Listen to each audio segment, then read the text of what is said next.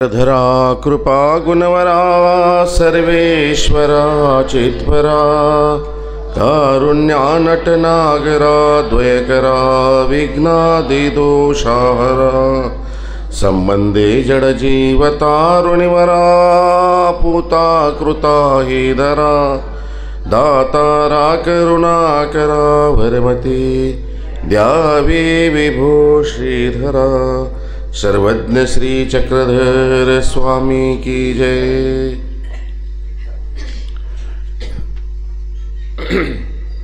दत्तवर्दी नामाविधान असलेले आराध्य प्रतिष्ठान आणि या ठिकाणी साजरा होत असलेला हा नामाचे 10 ठाय दत्त अवतार दिन निमित्त सुरू असलेला हा सप्ताह आणि ह्या सप्त्याच्या तिसऱ्या दिवशीच्या सत्राची आता आपण सुरुवात करणार आहोत। काल आपण नामाचे 10 ठाय हे प्रकरण ज्यावेळेस ऐकत होतो त्यावेळेस आपण ऐकलंय की पहाट गान भाट धाडिवे नाम उच्चारिती आणि द्यावे द्यावे ऐसे उपजे तैसे परमेश्वर ब्रह्मविद्या निरूपिती तेवेळी आधी नाम सांगती तेने नाम उच्चारिले द्रुपदांसी जे कौरवी अवकळा केली तै कौरव तेने नामीची संहारिले। इथपर्यंत आपण काल पोहोचलेलो होतो। पहाटगान सकाळच्या वेळेस राजांचं मनोबल वाढवण्यासाठी राजाचे स्तुती पाठक राजा उठण्या अगोदर स्तुती करायची आणि ती स्तुती ऐकल्यानंतर राजा प्रसन्न व्हायचा आणि प्रसन्न होऊन त्यांना दान द्यायचा। त्याप्रमाणे आमच्या भगवान श्री चक्रधर स्वामींनी आपल्या 150 पाठामध्ये सूत्रपाठ ग्रंथामध्ये असंही सांगितलेलं आहे की पाश्चात प्रहरी उठीजे तो सारस्वत का देवता हृदयासी ये। पाश्चात प्रहरी म्हणजे सकाळच्या वेळेस 3 वाजता उठीजे उठावं, देवाचं चिंतन करावं, मनन करावं, स्मरण करावं। एरवी आपण लहान मुलांना सुद्धा शाळेत ते विद्यार्थी असतात त्यांना सांगत असतो की सकाळी लवकर उठावं आणि सकाळी उठून अभ्यास करावा। सकाळी उठल्यानंतर सकाळचा आग्रह का धरत असतो आपण? शरीराला आराम भेटल्यानंतर तसं ते मस्तिष्क जे आहे त्यालाही थोडंसं आराम थोडंसं भेटत असतं। मस्तिष्क स्लोच असतं, झोपेत बी मस्तिष्क काम करत असतं, हृदय काम करत असतं, पण तरी डोळे बंद केल्यानंतर त्याला थोडंसं रिलॅक्स, थोडंसं आराम असतं। त्याच्या त्या आराम केल्यामुळं किंवा हृदयाला आराम केल्यामुळे एक थोडीशी एनर्जी आल्यासारखी होते। सारखी एखादी इंजन सुरू असेल थोडंसं खडखड वाजायला सुरुवात होते, थोडंसं ग्रेसिंग कमी होते। त्याप्रमाणे शरीरामध्ये ज्या प्रक्रिया आहेत, ज्या शरीरातल्या त्या क्रिया आहेत, त्या क्रियेला थोडंसं आराम केल्यामुळं आपण निद्रा वगैरे झाल्यामुळं थोडंसं आपल्याला आराम मिळते आणि आराम मिळाल्यामुळे एक फ्रेश सुंदर असं वाटतं आपल्याला। टवटवीपणा येतो। झोप झाली नसेल तर चेहरा बी थोडंसं काळवंडल्यासारखं होतं। जेवण व्यवस्थित असेल, झोप व्यवस्थित असेल, शरीर प्रकृती व्यवस्थित आपली कार्य करते। त्याप्रमाणे आपण ज्यावेळेस पाश्चात प्रहरीचा जो काळ आहे ती निद्रा केल्यानंतर आपण अगदी शांततेने ज्यावेळेस उठतो, बाहेरही नीरव शांतता असते, रवरव नसते, किलबिलाट नसते। पक्ष्यांची किलबिलाट कधी सुरू होईल? 4 वाजता, 5 वाजता, 6 वाजता, त्याच्या अगोदर तेही नसते। आणि झोपेचा खरा जो काळ आहे तो रात्री 1:30 वाजल्यापासून सकाळी 4 वाजेपर्यंत, याला साखर झोप म्हणतात। हा नेमका काळ आहे। त्या काळामध्ये सगळ्याला कितीही नाही म्हणणारे गुढाकेश जरी असले, आम्ही झोपेवर नामकर्त मिळवलेलं आहे असं जरी असले, पण हा जो काळ आहे सकाळी 1:30 पासून 4 वाजेपर्यंतचा हा साखर झोपेचा काळ। आणि त्या काळामध्ये कोणीच नसतं, आपलं लक्षही कुठं जात नाही आणि कोणी आपल्याकडे लक्ष देणारही नसतं। अशा काळामध्ये सकाळी पाश्चात प्रहरी उठावं आणि मग शुद्ध अंतःकरणातून, शुद्ध मस्तिष्कातून देवाचं नामाचं स्मरण करावं. विद्यार्थ्यांनी त्या काळामध्ये केलेला अभ्यास हे परमनंटली त्याच्या परीक्षेपर्यंत लक्षात राहतो. एव्हाना काही काही वस्तू तर अशा काही काही गोष्टी अशा राहतात की आयुष्यभर त्याच्या लक्षात राहतात. म्हणून जुन्या काळातले जे होते पालकवर्ग, मुलांना सकाळी लवकर उठवायचे. सकाळी लवकर उठ, अभ्यास कर, शब्दार्थ पाठ कर. त्याचं कारण ते होतं. आमच्या धर्मशास्त्रामध्ये सांगितले, पाश्चात प्रहरी उठीजे तो सारस्वत काळ. पाश्चात प्रहर म्हणजे सकाळच, उठीजे म्हणजे उठावं. तो सारस्वत काळ म्हणजे सात्विक काळ असतो. काळही काळामध्ये फरक आहे, जागेमध्येही फरक आहे. काळ राजस आहे, काळ तामस आहे, काळ सात्विक आहे. जागा ही तामस आहे, सात्विक आहे, राजस आहे. हा जो सकाळचा काळ आहे हा सात्विक काळ, सारस्वत काळ. देवता हृदयासी आहे. देवता म्हणजे अस्तिपरीची देवता, साधनदाता भगवान श्री चक्रधर स्वामी. ते हृदयासी आहे, हृदयामध्ये येते. हृदयामध्ये येते म्हणजे नेमकं काय होतं? तो आहेच परमात्मा. हृदय जे आहे ना, साफसुथऱ्या जागेवर चांगली माणसं, चांगलं. आता आम्ही बसताना आपण साफसुथऱ्या जागेवर बसतो. अहो, प्राणीसुद्धा त्यांना बसायचं असलं तर पहिले जागा साफ करतात, मग बसतात. तो तर परमात्मा आहे. ज्या हृदयामध्ये आम्ही छल आहे, कपट आहे, विकार आहे, विकल्प आहे, 65,000 दोष आहे त्या हृदयामध्ये. लोकांविषयी आपल्या मनामध्ये कलुषता आहे, द्वेष आहे, मत्सर आहे. अशा घाण जागेमध्ये परमात्मा कसा येईल? हो, परमात्मा येणारच नाही. शुद्ध अंतःकरण हवं आहे की नाही? शुद्ध अंतःकरण. मग शुद्ध अंतःकरण कशानं होतं? देवाच्या नामाच्या स्मरणाने, चांगलं वागण्याने.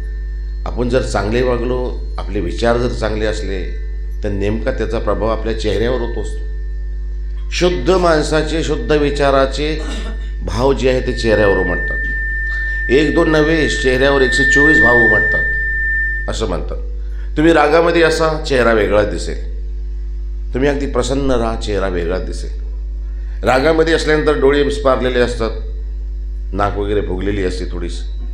कोणी तुमच्याकडं जवळ जायचं म्हणलं की विचारू नको, रागात दिसतात आज. तुमचा चेहरा प्रसन्न असू द्या, त्या चेहऱ्यावर प्रसन्नतेचे भाव असतात.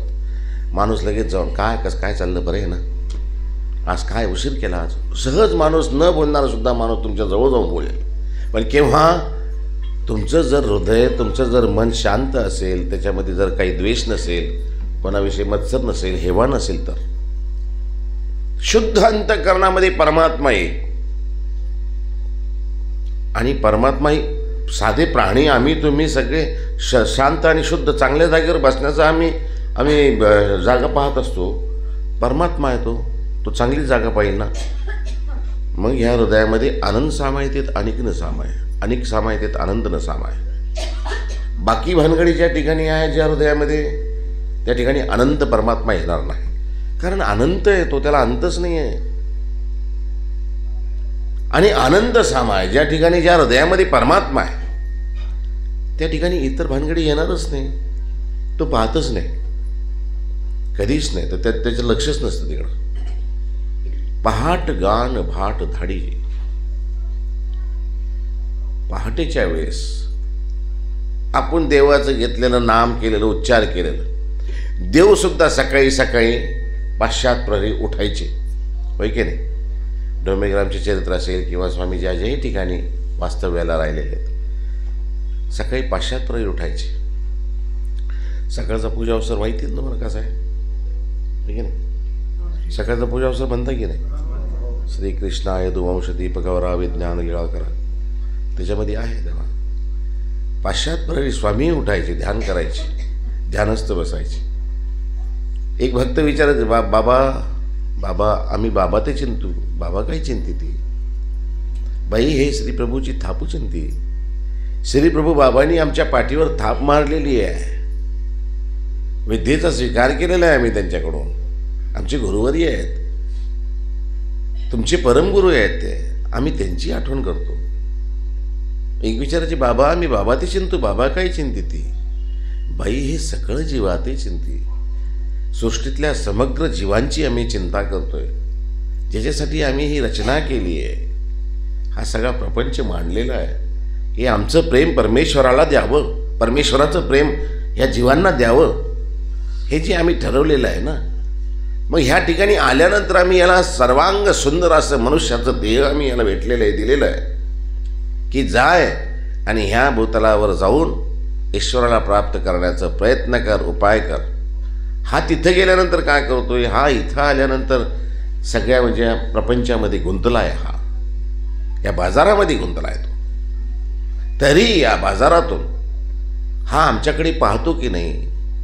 माझ्याकडे नुसते पाहू दे, माझ्याकडे नुसतं पाहिलं मी त्याला सहज या भवसंसारातून मुक्त करेन. ही सगळं जीवाची चिंता, ही ईश्वराची चिंता आहे, देवाची चिंता आहे. आमची चिंता वेगळी, देवाची चिंता वेगळी. सगळं जीवाते चिंते, सगळं जीवाचं चिंतन ईश्वर करतायत की आम्ही याला काय द्यावं, याचा कसा उद्धार करावा, याचा कसा उद्धार होईल, याचा कसा संयोग येईल, ईश्वराशी कसा संयोग येईल, याला ज्ञान कसं भेटेल, याला प्रेम कसं भेटेल. हे सगळं जीवाते चिंते. ना भाट धाडीचे नाम उच्चारीचे आणि द्यावे द्यावी ऐसे उपजे. अशा पाश्चात प्रहरी ज्यावेळेस परमात्मा आपल्या कपाळावर हात ठेवून वाट पाहतायत की कोणतरी आमची आठवण करणारा आहे का. जर आमची आठवण करणारा असेल, आमची स्तुती करणारा जर कोणी असेल, तर जसा राजा दान देतो त्याप्रमाणे आम्हीही या जीवाला दान देऊ. पण आम्ही नेमकं देव देतोय आणि त्यावेळेस आम्ही झोपलेलो असतो, आम्हाला झोपेनं खाल्लेलं असतं, उठावं वाटत नाही. बऱ्याच जणांची अशा अडचणी असतात, बाबा सकाळी उठायची खूप इच्छा आहे पण झोप आवरत नाही, उठावं वाटत नाही, करावं वाटत नाही. प्रयत्न करावा लागते. पुरुष प्रयत्नी दैवाचे साह्य. पुरुष प्रयत्न करायला लागला तर ईश्वराचीही मदत होते. सगळी देवाला काळजी नाही आहे, आपल्याला बी काळजी असायला पाहिजे. परमेश्वराला तर आहेच, जीवाचा उद्धार करायची चिंता आहेच, परंतु आपणही आपला उद्धार करून घ्यायची ही चिंता आपल्याला पाहिजे ना. सगळं देवावर नका सोपू, काही चिंता आपण बी करा, प्रयत्न करा उठण्याचा. नक्कीच आज नाही उद्या, उद्या नाही परवा नक्कीच साध्य होईल. आणि अशा पाश्चात्परी ज्यावेळेस तुम्ही स्मरण करताल, नक्कीच ईश्वराची पाळी फिरत असताना कधी ना कधी आपला नंबर लागेल. आणि नंबर लागेल, नेहमी देवाला प्रार्थना करत जा. तेरी एक नजर की बात है, मेरी जिंदगी का सवाल है. एक दृष्टी पडायला पाहिजे. देवाची एक नजर आपल्यावर पडली ना तर काहीचं काही होऊन जातं. नुसती एकच नजर सुदामावर पडली, सुदामाचे नुसते पोहे एक मूठ खाल्ली, कसं झालं, सुवर्णाची नगरी दिली. दुसरी मूठ खाल्ली, त्याचं दारिद्र्य हरलं, त्याला स्वर्गापर्यंत दिलं. तिसरी मूठ खायला लागले, रुक्मिणीने धरलं, देवा काय करायला लागले, अरे आम्ही कुठं जावं. तिसरी मूठ खाल्ली असते तर देवच गेले असते दास होऊन. हां काय झालं, देवच दास होऊन गेले असते ना. एक नजर की बात आहे, जोपर्यंत भेट झाली नाही तोपर्यंतच. आणि भेट झाल्यानंतर ते 3 पैसे पोह्यामध्ये तर सगळं देऊन टाकलं, स्वतः देवच चालले होते. एक नजर की बात है, मेरी जिंदगी का सवाल. एकदा एक नुसती नजर पडायला पाहिजे ईश्वराची, संपूर्ण काया पलट होऊन जाईल. आपण कल्पनाही करत नाही असं काही होऊन जाईल. पण ती आपल्या त्या आता 140 कोटी जनता आहे, आपला नंबर लागला पाहिजे ना. देवाची नजर आता फिरताना आपली फिरली पाहिजे ना आपल्यावर बी. फिरली तर आपण म्हणतो ना, अरे काय काहीच नव्हतं याच्याजवळ, रातोरात झाला होतो. अरे रातोरात झाला म्हणजे मागचे काही कर्म आहे, देवाची ईश्वराची कृपा आहे, दोघांचा संयोग झाला तो. तसं आपलाही नंबर लागेल ना.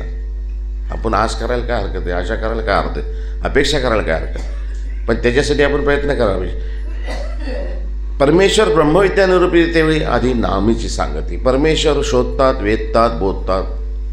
परमेश्वर शोधतात, कोण माझी आठवण करतोय, आठवण केल्यानंतर मी त्याच्याजवळ जाईन, मी त्याला पाहेन, मला द्यायची इच्छा आहे मी त्याला देईन. शोधक, वेधक, शोधल्यानंतर वेधतात त्याला, आपल्याकडं बोलवतात, त्याला आकर्षित करतात. बोधक, जीवेश्वरा भाव उमटतात, अरे मी परमात्मा आहे, तू जीव आहे, प्रपंच आहे, हे देवता आहेत. देवताच्या भानगडीत पडशील तर ह्या चक्रामध्ये पडशील, प्रपंचामध्ये गुंतू नको. तू जीव आहे, सर्वाधिकारी आहे, माझ्याकडं पाय, मी तुला मुक्ती देईन. सर्व धर्मान परित्यज्य मामेकं शरणं व्रज, अहं त्वां सर्व पापेभ्यो मोक्षयिष्यामि मा शुच. माझ्याकडं पाहतं खरी, येतं खरी, सहज मी तुला भवसागरातून मुक्त करेल. परमेश्वर शोधक, वेदक, बोधक आणि द्रावक प्राप्तीलाही घेऊन जातात, प्राप्तीपर्यंतही नेतात, सहाय्य करतात. ईश्वर सहाय्य करेल, ईश्वरची ओळखणी सहाय्य करेल, कोणतरी येईल त्या ठिकाणी सहाय्यता होते, धर्मसिद्धीला जाते त्याचं. पण आपणही तेवढा प्रयत्न करायला पाहिजे. तर ब्रह्मविद्या ज्यावेळेस परमात्मा सांगतात, वेदतात, बोधतात ना. आता जावळा वेद आणि कोरा वेद याच्यामध्ये दोन सांगितलेलं आहे. जावळा वेद म्हणजे वेदून बोधणे आणि कोरा वेद म्हणजे नुसतं वेदणे. जावळा म्हणजे दोन, युग्म म्हणजे दोन, उभय म्हणजे दोन, हे समानार्थी शब्द आहे. जावळा, जावळे, आवळे जावळे, आपण काय म्हणतो की दोन मुलं आहेत पण आवळे जावळे. आवळे जावळे म्हणजे सारखे आहेत दोन, एक 2 मिनिटाचं 1 मिनिटाचा फरक आहे ह्याच्यात. तसं वेदने आणि बोधणे सोबतच, पहिले वेदतात मग बोध देतात, किंवा पहिले बोध देतात मग वेदतात, किंवा कोरा वेद, नुसताच वेदने, आकर्षित करणे, आकर्षण होणे. त्यावेळी आधी नामची सांगते. माहिमभट्ट ज्यावेळेस आले डोमेग्रामला, स्वामींना भेटले. हेही चरित्र फार सुंदर आहे, त्याच्यासाठी आता वेळ न देता पुढे चालूया. माहिमभट्ट ज्यावेळेस घेऊन आले, माहिमभट्टांना झालेला अहंकार, त्यांचे मामा गणपत अपयव, त्यांनी तो ओळखला की षडशास्त्र संपन्न तर आहेच, हुशार आहेत, विद्वान आहेत, यांना अहंकार जास्त झालेला आहे. यांचा अहंकार थोडासा, अहंकार चांगला नाही, तेव्हा अहंकार थोडासा यांचा कमी व्हावा. यांना असं वाटावं की यांच्यापेक्षाही थोडं कोणी सरस आहे. हे जसं समजतायत की कांकड पायामध्ये बांधतायत, की जसा तो एक आकाशामध्ये सूर्य आहे, तसं ह्या भूभूत तलावर मी एक ज्ञान सूर्य आहे, ज्ञान भास्कर आहे. ही यांची जी आहे धारणा ती थोडीशी कमी व्हावी. ज्ञान असेल आणि नम्रता असेल तर ते ज्ञान अमृतासारखं आहे. ज्ञान असेल आणि अहंकार असेल तर ते ज्ञान विषासारखं आहे. म्हणून ज्ञान ज्या ठिकाणी आहे त्या ठिकाणी नम्रता असावी. ज्ञान आहे त्या ठिकाणी सगळ्याच गोष्टी येतात, त्याच्यामुळं अहंकार येऊन जातो, मग तो कोणालाच जुमानीत नाही. काली मी बोलत असताना सांगितलं, आपण ज्यावेळेस पायरीवर चढतो ना, त्यावेळेस आजूबाजूला लोक असतात आपले, आपण त्याची कदर करायला पाहिजे, त्यांना बोलायला पाहिजे, प्रेमाने सोबत घ्यायला पाहिजे. आपल्याकडे एक अपेक्षेने पाहत असतात, आसुसलेले त्यांचे डोळे असतात, बाबांच्या पाठीवर हात असावा, बाबांनी आम्हाला बोलावं. आपण वर चढतो असतो, आपले वर डोळे असतात, पण आजूबाजूलाही पाहावं. पण नेहमीच वर जातो असं नसतं, है क्या नहीं? सदा न चलता किसी का नाटक दुनिया के आंगन में, देख ले दर्पण में मुखडा देख ले प्राणी. जे वर गेले त्यांना कधी ना कधी खाली यावंच लागतं. आणि ज्यावेळेस आपण खाली येतो त्यावेळेस तीच लोक असतात ज्यांच्याकडे आपण दुर्लक्ष केलेलं असतं. ज्यावेळेस घसरणी लागते ना, तेच लोक आपल्याला लाताना मारतात. अरे तुझे चलतेच्या पिरियडमध्ये तू आम्हाला कधी विचारलं नाहीस, आता आम्ही तुला का मदत करावी. म्हणून एक लक्षात ठेवा, कधी बी जीवन जगत असताना अगदी सगळ्यांना सोबत घेऊन चला. आमचे पंतप्रधानजी काय म्हणले होते, तुम्ही मला निवडून दिलं ठीक आहे, एक एक पाऊल आपण पुढं टाकूया. मी एक पाऊल पुढं टाकतो, आपण 140 कोटी जनता आहे, सगळ्यांनी एक एक पाऊल पुढं टाका. एकाच दिवसामध्ये एक पाऊल पुढं टाकायचं, 145 कोटी पावलं पुढं बोलतील, आहे की नाही? सगळ्यांना घेऊन चला. एकटे तुम्ही चालता तर तुमचा प्रवासही लांब तुम्हाला वाटेल. सगळ्यासोबत जर चालताल, पदयात्रेमध्ये तुम्ही गेले तर तुम्हाला असं वाटतं का आपण 15 किलोमीटर चाललो. एकटे तुम्ही फिरायला निघा, तुम्हाला 4 किलोमीटर फिरले का मी खूप सकाळी व्यायाम केला होता, थकून गेलो. 15 किलोमीटर चालल्यानंतर तुम्हाला काही वाटत नाही. सगळ्यासोबत असतो आपण, देवाचं नाव घेत घेत चालत असतो, देवाची सहाय्यता असते. तसं ज्ञान झाल्यानंतर नम्रता असावी. ज्ञान असल्यानंतर नम्रता जर आहे तर ते ज्ञान अमृतासारखं आहे. ज्ञान झाल्यानंतर तुम्हाला जर अहंकार आला असेल तर ते ज्ञान तुम्हाला विषासारखं आहे. म्हणून नम्रतेने ते ज्ञान घ्यावं, आचरण करावं, ईश्वराला प्राप्त करण्याचा उपाय करावा. त्यावेळी नामची सांगते. देवाने ज्यावेळेस ब्रह्मविद्या सांगितली, ब्रह्म काय हे सांगितलं, ब्रह्म्याची ती ब्रह्मविद्या, ब्रह्म परमात्मा आहे. त्यांनी जे विद्या सांगितली, 4 पदार्थ सांगितले, ती सांगत असताना पहिले नामच सांगितलं की तुला नामची तारक आहे. तुला जर तुझा उद्धार करून घ्यायचा असेल, तू कोण्याही गोष्टीने मला प्राप्त करण्याचा उपाय केला तर प्रथम तर तुला नाम घ्यावंच लागेल. आपण कोणाला हाक मारत असताना ओ ओ म्हणल्यानंतर एवढ्या गर्दीमध्ये आपल्याकडे कोण पाहणार आहे, पण एखाद्याचं नाम घेऊन आपण जर हाक मारली तर नक्कीच मागे वळून पाहत असतो. तसं आपण देवाचं नाव जर घेतलं तर त्या नामाचं ईश्वराला अभिमान आहे. ते स्वरूप येऊन स्वीकारलेलं नाम आहे किंवा स्वरूप येऊन स्वीकार करावा अशी इच्छा आहे, म्हणून त्या नामाचा आपण पहिले उच्चार करायला सांगतात. ते गणपत आपयो माहीभट्टांना घेऊन येत आहे डोमेग्रामला, की यांचा जो अहंकार आहे तो अहंकार थोडासा कमी व्हावा. आल्यानंतर स्वामीजवळ तर ते साष्टांग दंडोत सगळे करत होते, तसं तर त्यांनी केलं नाही. त्यांनी कायाप्रणित केलं. कायाप्रणित म्हणजे थोडंसं नुसतं असं स्वामीच्या समोर बसले. आता येत असतानाच विचार करत होते ते, तिथं त्यांची भेट झाल्यावर मी असं बोलेन तसं बोलेन असं करेन. भेट झाल्यानंतर सगळे विसरले स्वामीची ती स्वरूपवान सुंदर मूर्ती पाहिल्यानंतर. स्वामीनेच त्यांना बोलतं केलं, येथून अत्यंतिक संस्कृती छेद होईल ऐशी काही प्रतीती अति. ह्या संसारातून, संसार बंधनातून, संसार चक्रातून ह्या जीवाची मुक्तता होईल ऐशी काही प्रतीती अति. असं याचा काही उपाय तुम्हाला माहिती आहे काय?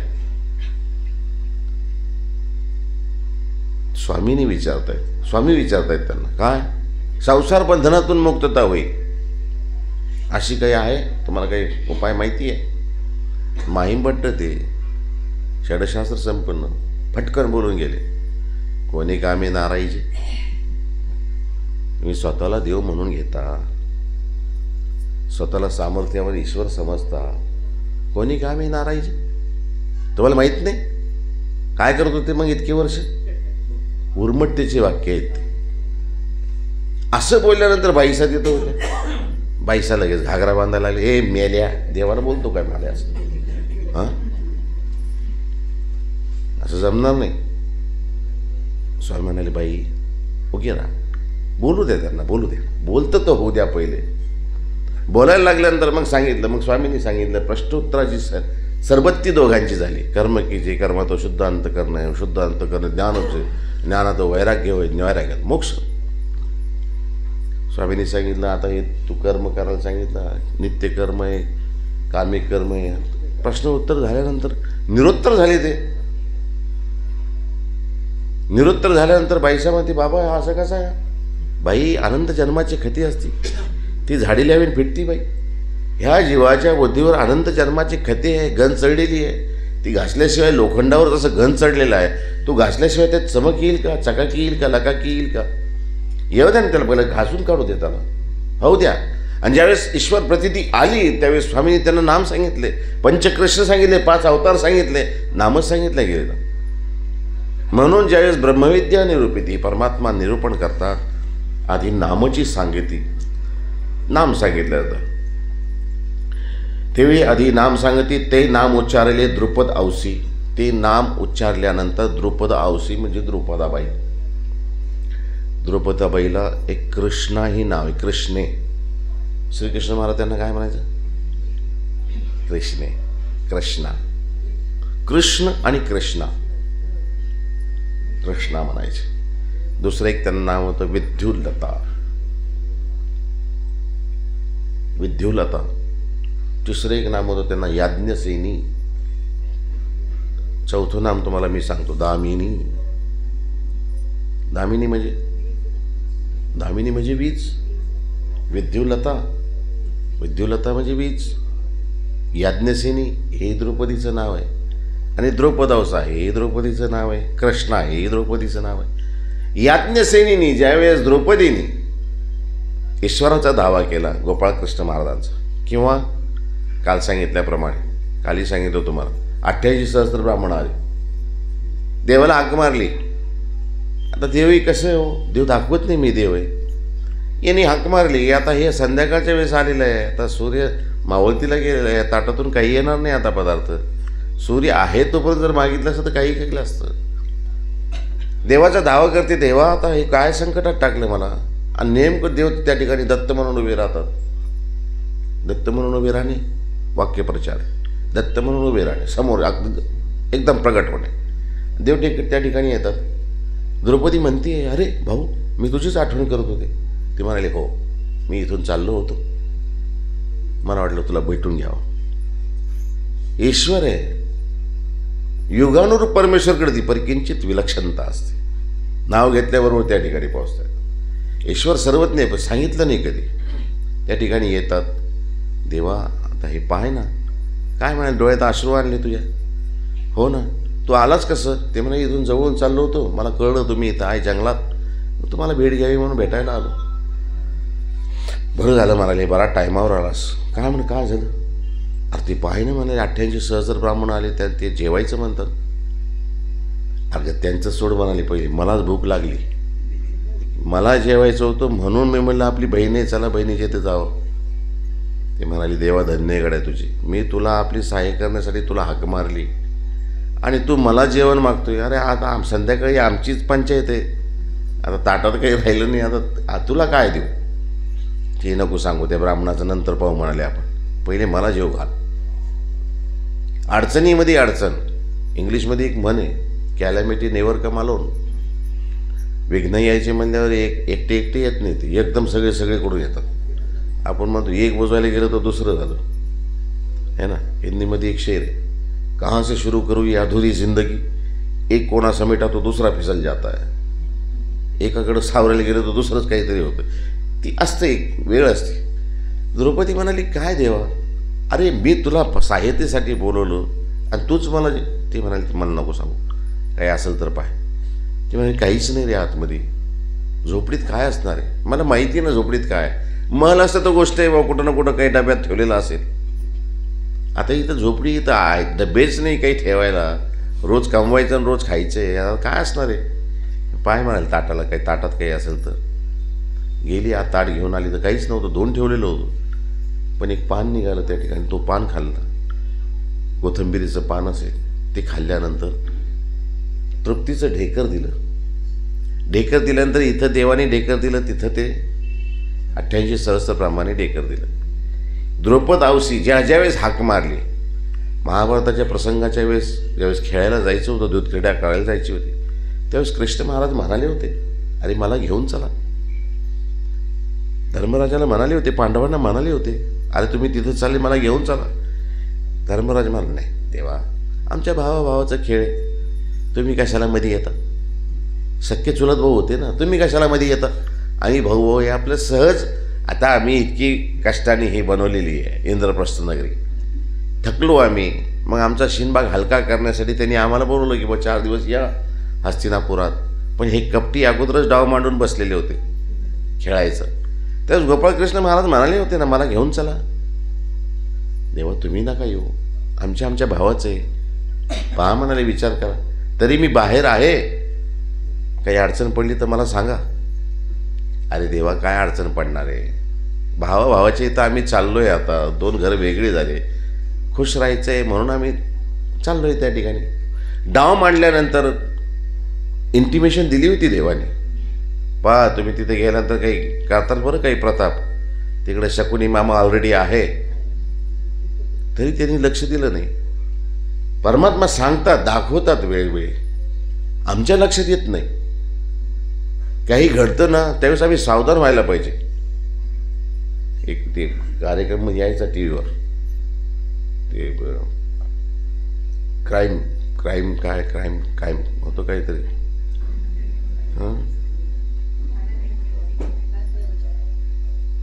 ते डायल 100 सारखं होतं एक. क्राईम नेवर पेस म्हणायचे ते. हो, डायल 100 असं होतं. प्रत्येक वेळा कोणती घटना घडायच्या अगोदर आपल्याला त्याची इंटिमेशन दिली जाते, आपण लक्ष देत नाही तिकडं.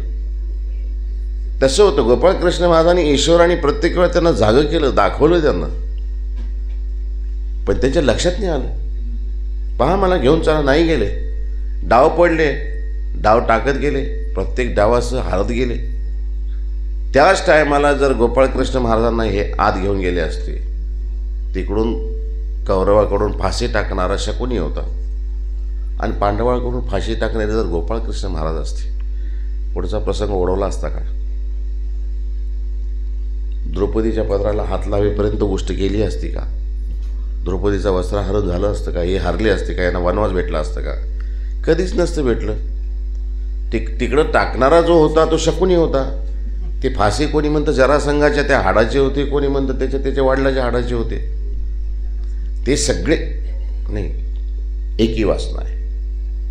शोधणीच्या पाठामध्ये असं आहे की त्यांच्या वडिलाचे बी होते. ही कथा आता वेळ कमी आहे, तर ही कथा सांगेन मी तुम्हाला, ही कथा कशी घडलेली आहे. हे शकुनीला आपल्या बहिणीचा जो संसार होता तो सत्यानाशच करायचा होता हस्तिनापूरचा.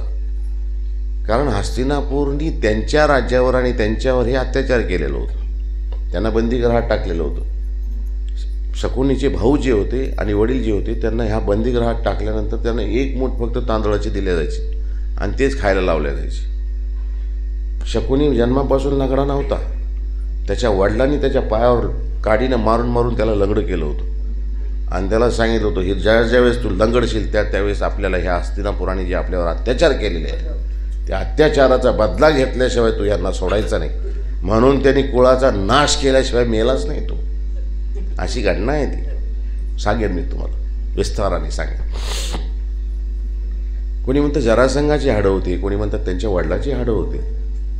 त्यावेळेस फाशी ते टाकत होते, शकुनी मामा बोलत होता तेच पडत होते. आणि गोपाळकृष्ण महाराज जर पांडवाकडून टाकणारे असते कसं झालं असतं? खेळ झालंच नसतं, पुढची क्रियाच घडली नसती. पण देवाचं काम बी अडून गेलं असतं ना.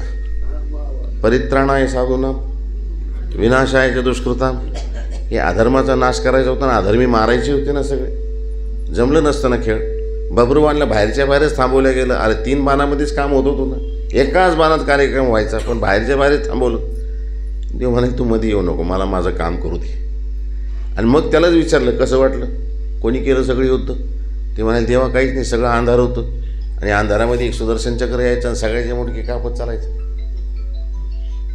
आणि ती मुंडकी कुठं जात होते? ते म्हणाले ती मूर्त दिसायची एक मोठी विशाल आणि त्यांच्या पायाशी जाऊन सगळे ते मुंडके पडायची म्हणाले, बाकी काही दिसत नव्हतं मला. मग याचा काय अर्थ आहे? अरे करते काही तुम्ही आहे.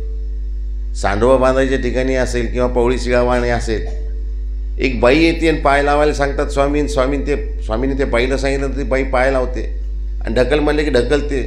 सगळ्या भक्तिजनाला न उचलणारा चिरा जाऊन ते बराबर खडकन त्या ठिकाणी जाऊन बसते. म्हणजे हे कोणाची क्रिया आहे? ती बाई म्हणते अहो बाबा मी तर अजून ढकललं बी नाही. ती म्हणजे तू ढकलायचं कामच नाही. ढकलणं देवानं पहिले खालून अंगठा लावलेला होता. पवळी शिळावाने सकाळी सकाळी स्वामीच्या आंघोळीसाठी स्नानासाठी मोठी अशी चौकोनी चिरा आहे, सगळे उचलतायत, उचलल्या जात नाही. स्वामी लघुपरिहारासाठी बाहेर निघतात. काय झालं? ती म्हणे परेशानी देवा, तुमच्या आंघोळीसाठी ही पवळी न्यायची आहे आतमध्ये, पण आता हे नेता येत नाही. ती म्हणे असं उचला बरं. देवाने खालून अंगठा लावला. हां पा उचला उचला उचला. असं खालून अंगठा लावलेलं देवाने उचललं. जशी उचलली खटकन उचलले गेले आणि जिथं ठेवायची होती तिथं जाऊन पडली. मग सगळ्याकडून उचलली नाही आणि 2 माणसांनी 3 माणसांनी उचलली आणि खटकन तिथं जाऊन कशी काय पडते? सगळे ईश्वराच्या लीळा आहेत या. ईश्वराच्या इच्छेशिवाय काही नाही. आणि ईश्वराची जर इच्छा असती तर फाशी तर बराबर तेच पडले असते जे देवाने सांगितले असते. हस्तिनापूरच राहिलं नसतं, इंद्रप्रस्थमध्ये झालं असतं सगळं, यांना दास बनवून ठेवलं असतं. पण बाकीच्या क्रिया थांबल्या असत्या ना, मारता आलं नसतं ना, मारायचे होते ना यांना. म्हणून द्रुपदावशी ज्या वेळेस द्रौपदीने धावा केलेला आहे त्या वेळेस परमात्मा धावून आलेले आहेत. जे कौरवी अवकळा केली, कौरवानी प्रत्येक पावली डाव मांडलेला होता. लहानपणापासूनच दुर्योधन भीमाला आणि 5 पांडवांना मारण्याचा प्रयत्न करत होता. लहानपणी असेल तर विषप्राण त्यांना त्या भीमाला विष दिलेलं होतं. त्याने खिरीमध्ये विष टाकलं. ते विष टाकून त्याला पाण्यामध्ये ढकलून दिलं. तिथं ती नागदेवता भेटली. ती त्याच्या नात्यात निघाले, त्याचे आजोबा निघाले. त्यांनी त्याला ते सुधारस पाजलं. ते सुधारसाचं ती म्हणे पी किती पितो? ते 9 प्याले पेले. 9 प्याले प्याल्यानंतर 9 हत्तीचं बोळ आलं त्यांना. करायला गेले त्यांचं वाईट, पण यांच्या मागं देव पहिल्यापासून होते ना. देवाला यांना पुढं करून यांना निमित्त करून कार्य करायचं होतं. म्हणून तर बालन बाका होगा उसका जिसका रक्षक दया निधान, मारने वाला है भगवान, बचाने वाला है भगवान. आमच्या पंजाबी भाषेत म्हणतात बालना विंगा होय. त्याच्या मागं देव आहे, त्याचं केस सुद्धा वाकडं होत नाही. करूही शकत नाही कोणी, काही करू शकले नाही. द्रुपदावशी जी कौरवी अवकळा केली तै कौरवी तेने नामेची संहारिले. कौरवांचा संहार गोपाळकृष्ण महाराज होते म्हणून झालेलं आहे. सगळी कथा महाभारताची तुम्हाला माहिती आहे. तै कौरव तेने नामेची संहारिले तेने नामे दुर्वासे सीख लाविली. दुर्वास ऋषी ते त्या ठिकाणी दुर्योधनाकडे गेले. 88 सहस्त्र ब्राह्मण अत्यंत तामस, त्यांना सगळेच घाबरायचे. कोणीच त्यांच्या म्हणजे मनाच्या विरुद्ध करत नव्हतं. एरवी कसे साधू संत जरा गरम डोक्याचे राहतात. संसारी लोक म्हणजे शांत राहतात. बायको किती बोलते हो तरी सहन करतात. बायको एक कोणच बोलत नाही, सहन करतात सगळं. नोकरीला जातील तिथे साहेब लोक बोलतात, खालचे लोक ऐकत नाही, वरचे लोक प्रेशर टाकतात, त्यांचंही ऐकावं लागतं. साधू संतांना सवय नसते. साधू संत पहिल्यापासून मोकळे राहतात. त्यांना कोणी काही अरे केलं कार्य मग लगेच भांडायला उठतात. सांसारिक फार शांत. जेवढे साधू नाही. दुर्वास ऋषी त्यातल्या ते तामस ऋषी, त्यांना घाबरायचे सगळे. योगायोगाने हस्तिनापूरला आले. सेवा करत असताना हा मूर्ख दुर्योधन म्हणायचा, मामा हे कशाला आले हे साधू लोक, यांनी जंगलात राहावं. जेवण करत असताना एक दिवस ते दुर्वासानी बाईक काय म्हणतो रे, ते म्हणाले काही नाही काही नाही. हे म्हणतो आमचं भाग्य आहे. शकुनी मामा मोठा विचित्र आहे. हे म्हणतो आमचं भाग्य आहे, एवढे मोठे साधू आमच्या घरी दरबारात आले.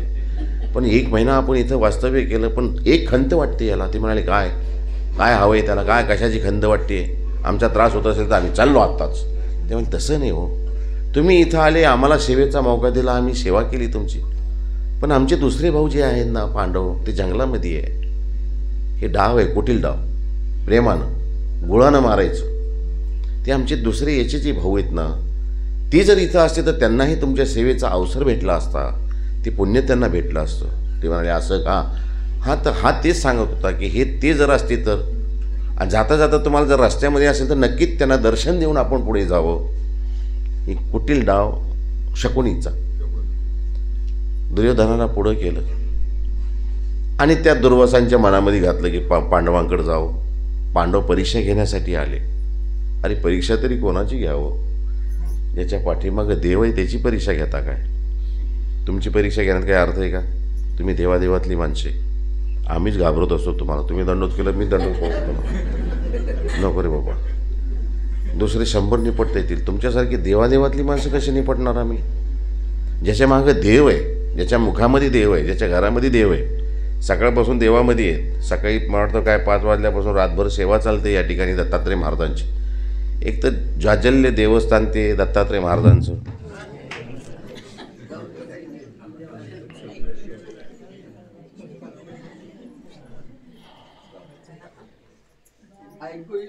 येईन चालू ठेवू काय. कौतुक अजिबात नाही. कौतुक नाही सांगत असताना हेच सांगत होतो की ज्याच्या पाठीमागे देव आहे. पांडवांच्या पाठीमागे देव आहे. दुर्वासांनी जर घेतलीच नसती, परीक्षा घ्यायला गेलेच नसते, आज असं झालं असतं का. त्यांचं नाव आपण असं घेतलं असतं का. दुर्वासांना आपण फार मोठे संत ऋषी होते असंच म्हणलो असतो. पण दुर्वास पांडवांची परीक्षा घ्यायला गेले. अहो देवाच्या भक्ताची कुठं परीक्षा घेत असते काय. अहो त्याच्या भक्ताच्या मुखातून एखादा शब्द जर चुकीचा निघाला तर खरंच तसं होत असतं. म्हणून साधू संतांना किंवा देवाच्या भक्तांना कधीही आपण दुखू नये. जेवढं होईल तेवढं त्यांचं ते पावित्र्य ठेवावं, त्यांचं पथ्य पाळावं. जे दुर्वासे सीख लाविले, काय म्हणतात दिसायचं नाही. सीख लाविले जे पांडवा ते शापू आला. पांडवांना शाप देण्यासाठी आलेले ते द्यायला आले नव्हते. त्यांना दुर्योधनाने पाठवलं होतं. पण दुर्योधनाचं अन्न खाल्ल्यामुळं तशी बुद्धी झालेली आहे. असं कसं होईल. एक संन्यासी होते. आयुष्यभर त्या संन्याशांनी अगदी सात्विकतेने जीवन व्यतीत केलं. आयुष्य त्यांचं सात्विकतेत गेलं. एक दिवस एका गावामध्ये आले. एक मोठा सावकार होता. खूप अन्नदान करायचं, आलेल्या साधू संतांची सेवा करायचं. आता ते महातपस्वी साधू गावामध्ये आल्यानंतर साहजिकच कोणतरी सांगितलं की एक फार मोठे साधू आलेले आहेत. हा तिथं सावकार गेला, त्यांना बोलवलं आतमध्ये, घरामध्ये घेऊन आला. आदर सत्कार करून त्यांना जेवायला बसवलं. चांदीचे ताट, चांदीची वाटी, चांदीचं ते आडणी वगैरे अगदी 5 पक्वान्न बनवले. त्यांना चांदीच्या ताटामध्ये जेव घातलं, आदराने जेव घातलं. साष्टांग दंडवत घातले. ते म्हणाले गुरुवारी काही लागतं? काही नाही म्हणाले, तुम्ही जेवा, पोटभर जेवा. सगळे पदार्थ वाढले. साधू संत आयुष्यभर निर्मोही राहिलेले. त्या सावकाराचं खाता खाता त्यांच्या लक्षात आलं, सारं पूर्ण आयुष्य गेलं आपलं, काहीच कमवलं नाही आपण. असं करूया म्हणाले, आता चांदीच्या ताटातलं एक वाटी आणि एक चमचा घेऊन जाऊ बरं का. चांदीचं ताटबीट काढू नको बाहेर.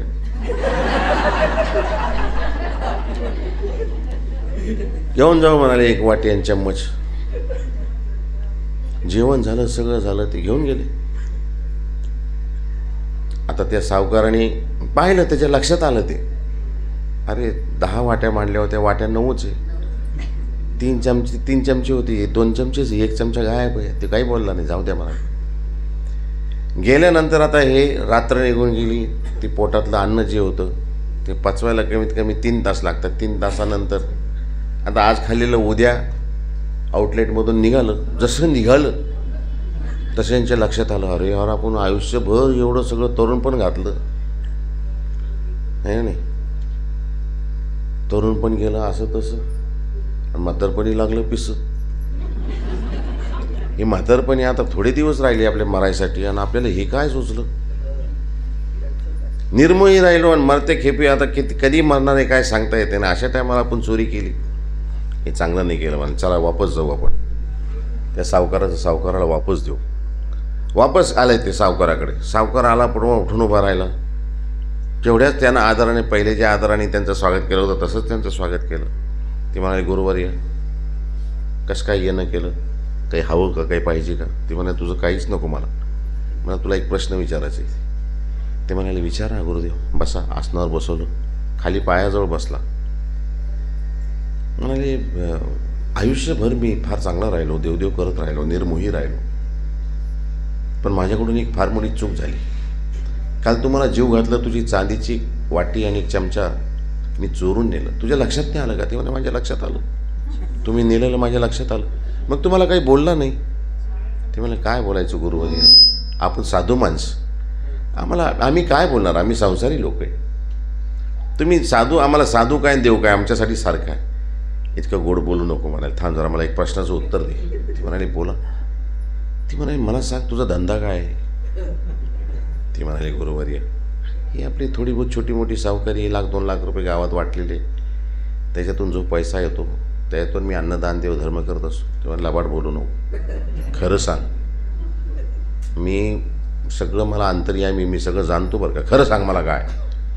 ते म्हणाले गुरुदेव तुम्हाला खरं सांगतो, माझ्याकडे 10-12 माणसं आहे. ती 10-12 माणसं आणि मी रात्री डाका टाकत असतो म्हणाले, आणि ते डाका टाकून आम्ही ते पैसे जमा करतो, आणि त्या पैशातला काही हिस्सा असे साधू संत किंवा भंडारी करत असतो म्हणाले. ते म्हणाले हे तुझी वाटी आणि हे तुझा चम्मच, तुझं अन्न खाल्ल्यामुळं मला तशी बुद्धी झालेली आहे. जेव्हा ते पोटातलं माझ्या निघालं, मी तुला वापस आणून दिलं. दुर्वासासारखी माणसं दुर्योधनाचं अन्न खाल्ल्यानंतर पांडवासारख्या धार्मिक माणसांची परीक्षा घेण्यासाठी वनामध्ये आले.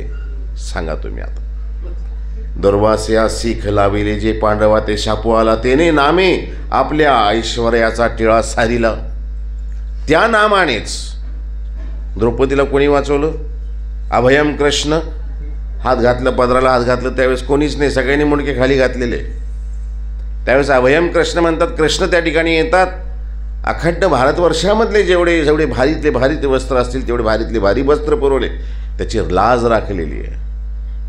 परीक्षा पाहण्यासाठी आलेले दुर्वास, त्यावेळेसही कृष्णानेच लाज राखलेली आहे. नाही तो दुर्वासाने शाप दिला असं तर काय राहिलं असतं, भस्म झाले असते सगळे.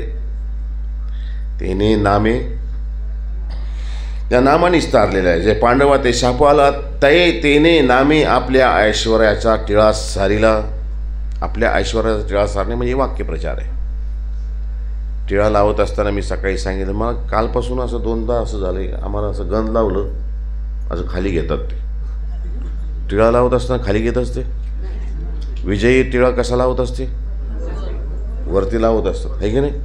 म्हणून वरती टिळा लावायचं कधी बी, असा विजयी. पहिले जेव्हा राजे सेनापती युद्ध करण्यासाठी जायचे ना, त्यावेळेस ती ओवाळण्यासाठी पत्नी यायची किंवा आई यायची किंवा कोणी यायचं ना, तर विजयी भव यशस्वी भव म्हणून असं वर करायचे. ऊर्ध्व पाऊंड टिळा स्वामींना सुद्धा ऊर्ध्व पाऊंड, ऊर्ध्व म्हणजे वर, वरच्या दिशेला राहतं. असं खालच्या दिशेला आपले लोक लावत नसतील. पहिले जुन्या लोकांमध्ये आता सगळ्या पानटपरीवर पान वगैरे भेटायला लागले. पहिले पान वगैरे भेटत नव्हते. घरच्या बाया होत्या त्या अशा आतमध्ये लावायच्या, बाहेरच्या बाया अशा बाहेर लावायच्या. आहे की नाही? तुम्हाला सांगायचं लक्षात घ्या, हे संसार जगत असताना हे सगळं हे आपल्या याच्यामध्ये नाही सांगितलं, पण आपल्या लक्षात पाहिजे की नाही. कसं लावावं, टिळा बी कसा लावा, बाबाला बी असं लावावं. बाबा तुझं ऊर्ध्वगती तुझी असेच सपटी चालू दे, असं खाली लावल्यावर कसं जमल, असं करू नका.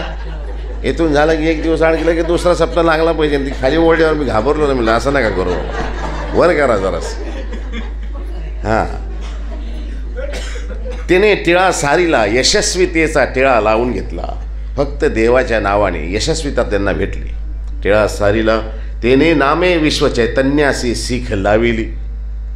त्या नामानेच विश्वचैतन्यापर्यंत, विश्वचैतन्याला सीख लाविली. त्याला अद्दल घडवलेली आहे. कशी अद्दल घडवली म्हणजे शाब्द झालं, अपरोक्ष झालं, सामान्य झालं, विशेष झालं. विशेष ज्ञानापर्यंत गेलं चैतन्य. आता खालच्या चारी स्थानीच्या देवता पदार्थ रूपाने त्याला ढाळण्या चाळण्यासाठी येतात, पण स्मरणावर हा एकनिष्ठ असतो, त्याला काही करू शकत नाही. अष्टभैरव हलवी ती दंडवळी ती परतो जैसा काही तैसाची. अष्टभैरव येतात, त्याला हलवतात, दंडवतात, चाल घेऊन जायला येतात, चल आमच्या पदाला, पण तो काही जात नाही आहे. विश्वचैतन्यापर्यंत त्याला सिद्ध्या बांधल्या जातात. तो त्यांनाही जुमानत नाही, मी आहे फक्त देवाचा, मी देवालाच मानेन, देवाच्या ठिकाणी मला देवाचंच पद मला पाहिजे. विश्वचैतन्याशी सीख लाविली. सीख लाविले जय आनंद प्रगटवला, ते तया लाजा प्रतोनी मुख न पाहायची. उद्धरणाच्या ह्या उद्धरण प्रकरण कधी आता तुम्ही त्यांना सांगा, एक दिवस बाबाचं उद्धरण प्रकरण लावा म्हणा, असं ते पुन्हा बोलवतील आपल्याला, पुन्हा येईन मी. त्या उद्धरण प्रकरणामध्ये सगळं आहे. हां, लाजा प्रतोनी मुख न पाहायची, साकारासी ढळो चळो नये आणि निराकारासी संहार करू नये, जाऊ ज्ञानियावरती तप, असं आहे त्याच्यामध्ये. म्हणून साकारासी ढळो चळो नये. साकार म्हणजे आकार रूपाने आलेले जे आहे ते ढळो चळो नये, हालत तुलत नाही. आणि निराकाराशी संहार करू नये. निराकार परमेश्वराचा संहार करायचं काही कामच नाही, दिसतच नाही तो आपल्याला डोळ्याने, त्याचा काय संहार होणार आहे, काहीच करणार नाही. जो ज्ञानियावरते तव, हे उद्धरण प्रकरण आहे. सामकोसी नाम उच्चारले अनुलख देवासी वेद संचरला. वेद झाला, वेद म्हणजे आवडी संचरली, प्रेम उत्पन्न झालं. केव्हा? नाम ऐकल्यानंतर. आमच्या स्वामीची विशेषता आहे, श्रीकृष्णी शता सहस्रावेद येथीचा नामीची वेद. श्रीकृष्ण महाराजांचं आणि आमच्या स्वामींचं ऐसेगा ते वेदाचार्य म्हणलं गेलेलं आहे. ऐसेगा म्हणजे असं, ते वेदाचार्य आकर्षित करणारे, वेधणारे होते. वेदाचे आचार्य कोण? आमचे स्वामी. मग गोपाळकृष्ण महाराजांच्या ठिकाणी सुद्धा असं वेद होतं. गोपाळकृष्ण महाराज पहिली मूर्ती की स्वामींकडे आकर्षित व्हायचे. आमच्या स्वामींच्या चक्रधर स्वामींच्या मूर्तीकडे पाहिले की आकर्षित व्हायचे. माणसं काय, पुरुष काय, महिला काय, पशु काय, प्राणी काय, पक्षी काय, वृक्षलता वेली काय, गोकुळीची कशी अवस्था राहायची गोपाळकृष्ण महाराज आले तर, आहे की नाही. सगळे हरभरीत, तिथं पाऊस पडो की न पडो पण हरभरीत सगळं राहायचं. पाण्यामध्ये चालायचे आमचे स्वामी, चालायचे तर पाण्यातले जे आहेत प्राणी ते सुद्धा वर येऊन स्वामींच्या पायाला स्पर्श करायचे, है ना. ऐसे का ते वेदाचार्य, वेदाचे आचार्य आमचे स्वामी होते आणि गोपाळकृष्ण होते. मग दोघांमध्ये फरक काय? श्रीकृष्णी शतासहस्रा वेद येथीचा नामीची वेद. श्रीकृष्ण महाराजांचं ज्यावेळेस अवतार कार्य होतं त्यावेळेस शतासहस्रा वेद म्हणजे हिमासेतूमध्ये 500 कर्मभूमी, त्या कर्मभूमीमध्येच त्यांच्या नामाचं नाम उच्चारल्यानंतर एक वेद होत होता. परंतु येथीचा नामीची वेद आमच्या स्वामींचं मात्र नाव असं आहे ते ह्या ब्रह्मांडामध्ये उच्चारा की अनेक दुसऱ्या ब्रह्मांडामध्ये उच्चारा का ह्या कर्मभूमीमध्ये उच्चारा, सगळ्या ठिकाणी वेद होतो. ही आमच्या स्वामींची एक विशेषता आहे. हे ईशाळूवाचे ईशाळू, अयोग्यात योग्य करते योग्याशी परमेश्वर ज्ञान देती, कवना कवनी व्यसन कवना कवनी व्यसन, किंवा वेदाचार्य, ही स्वामींच्या ज्या 7 विशेषता आहेत त्यातली एक विशेषता आहे. ऐसे गाते वेदाचार्य हे शाळूवाचे शाळू. तर असे आमचे स्वामी होते जे लखुदेवबासाशी वेद संचरला. नाम उच्चारल्याबरोबर लखुदेवबास जे आहेत. आता लखुदेवबास कोण आहे ते माहिती तुम्हाला? नाही माहिती. आमच्या जालना जिल्ह्यामध्ये एक गाव आहे रामसगाव, आहे ना. रामसगावला माधव भट म्हणून एक राहायचे. त्यांची पत्नी होती महादैसा. त्यांना 2 मुलं झालेली, एक नागदेवाचार्यांचे वडील आणि एक महादैसांचे वडील. नागदेवाचार्यांच्या आईचं नाव होतं आबाईसा. आबाईसाला होत्या अजून आबाईसा धरून 3 बहिणी. एका बहिणीचं नाव होतं गांगाईसा आणि एका बहिणीचं नाव होतं सामकोस, आणि तिसऱ्या होत्या गांगाईसा. आता गांगाईसाचे पुत्र होते लखुदेवबास. आबाईसांचे पुत्र होते सारंगपाणी, त्याच्यानंतर नागदेवाचार्य, एक होते बैजोबा आणि एक त्यांची आचार्यांची बहीण होती, तिचं नाव होतं उमाईसा. हे आबाईसांचा परिवार.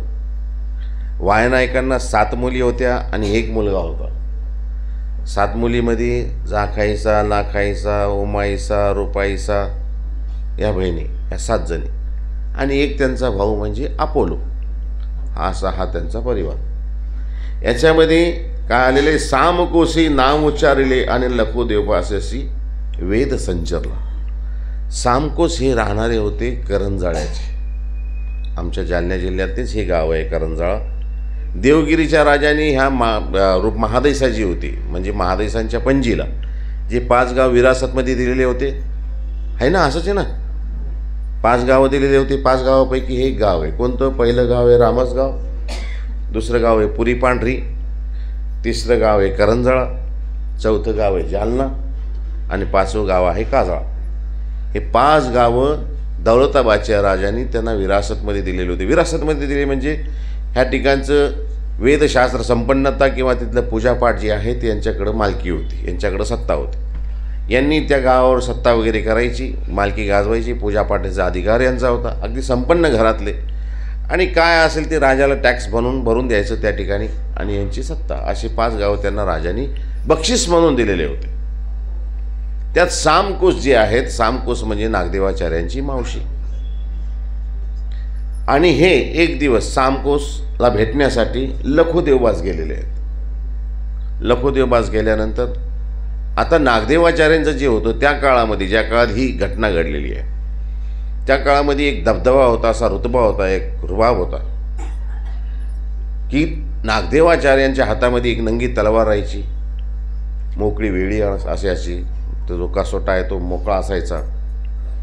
पिवळा शरीर, पिवळा बुंद, उंचे पुरे नागदेवाचार्य, लाल बुंद डोळे, एक 5-25 जणांचं त्यांचं कंबू, आणि अगदी कुठेही जायचे, कुठेही डेअरिंग करायचे, कोणालाही लुटायचे, कोणाचं हिसकून घ्यायचे, सप्त डांडाळाचे, असं त्यांचा उल्लेख त्यामध्ये येतो.